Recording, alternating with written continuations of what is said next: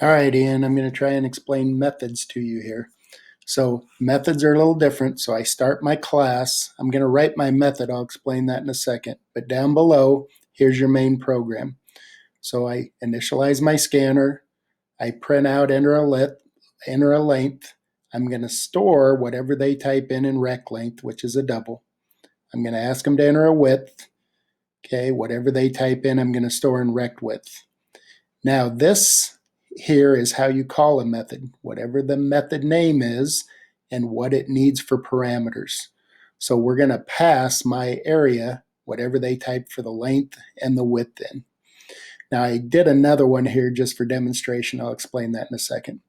So when we get to my area, whatever they typed in for rect length will come up here and be passed into A.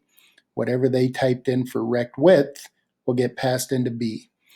Then it's going to take my area is equal to, I multiply those two together, and I print out the answer. So when I run this program, it's going to ask me to type 2 in. Okay, it's going to go up to that function or that method that we wrote and do all this stuff up here.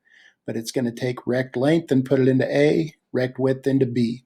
Now I added another one here. I'm calling my area again, but I'm going to pass it a 10 and a 5.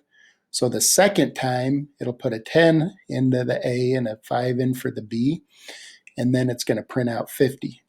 So let me see here. I got it compiled. Let me run that. Okay. Whoops, I have to compile it first. Now, let me run it. Okay, so I enter 4 and I enter 5, and it passed the 4 and the 5 up to that function and printed out 20.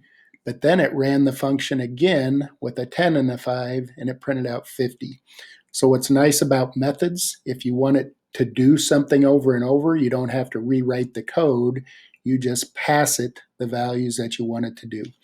And that's void because it's not returning, it's just doing what's inside. I'll send you a video on return methods in a minute.